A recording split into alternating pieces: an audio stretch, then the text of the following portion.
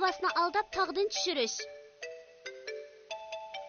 Tönügün yeliqi karton filmning oxirini ko'rdingmi? Hay, ko'ramadim. Opam kichik kitob o'qi deb turib elib. Haha, men ko'rdim.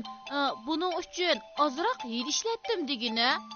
Qandoq yil ishlatding? Tezdan menga deb bera. Qo'sig'im og'rib ketgan qiyofatga kirib oldim. Shuning bilan dodam opam menga dori kelib bag'ri chiqib ketgan fursatdan foydalandim. Bu yo'lbosni aldab tog'dan tushirish hilasi. Qadimgilar buni allaqachon ishlatib bo'lgan. Ha? Aslida bu hilamningmi ismi bor ekanda. Sharqiy Xan sulolasining oxirgi yillarida millat arasida qo'zg'alib nurg'un zaminga xo'ja bo'lib apti. Sunjanning o'g'li Sunsi amdili 17 yoshga kirgan bo'lsa-mu, otasiga varislik qilib o'zining parosati va qobiliyatiga tayinib, davlatni gullantirishga zo'r kuch chiqaribdi. Malla bo'ladi ekanman. Davlatimiz chuqur qudrat topadi.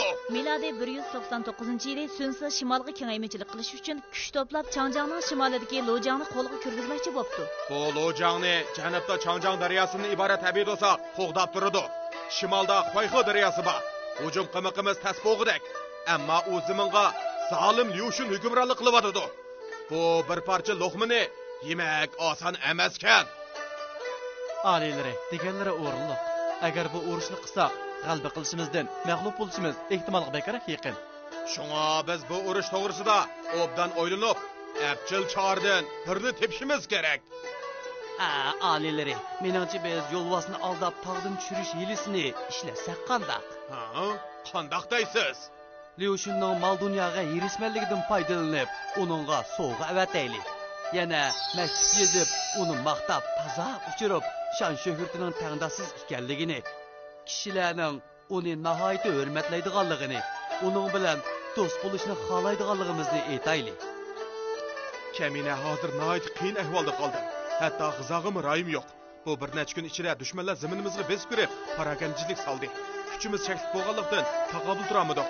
Agar mendan yordamlarini oyimay, yog'i tang taqobil turishmagan bo'lsalar, sizdan cheksiz minnatdor bo'lgan bo'ladi. Bu maktubdan to'liq ta'sirlandim. Shangliaoning aholisi ko'p, boyligi mo'l. Bu zaminni burulli qo'lga tushirgim bor edi. Farmonimni yetkazinglar. Ehtirom bo'g'ay. Farmon, Shangliaoga bugunla askar avatayli. Janoblari, bunda qilsak bo'lmasmikin? Nemish qilmoqdek?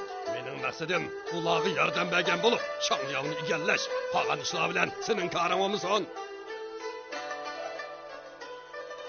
Sunsi bu chaqda Liushunning necha ming kishilik qo'shiniga o'zi boshchilik qilib, Shangliaoga hujum qilib ketayotganligini ko'rgandan keyin ko'ngli tinibdi. Ha?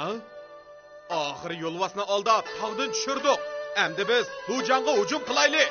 Lashkarlarim, men bilan olg'a! Sunsi askarlarga o'zi boshchilik qilib, suv va quruqlikdan tang hujum qilib Lojangni egallabdi. Liushun shiddatli hujum qilib, Shangliaoni olmoqdi. Keyin Liushun Sunsining Lojangni besib olganligini anglab, o'zining Sunsining damiga tushganligini bilibdi. Yo'lbosni aldab tog'dan tushirish degan bu ibora qarshi tarafni o'z o'rnidan boshqa joyga aldab olib kelib, paytni tanlab hujum qilish deganlikdir.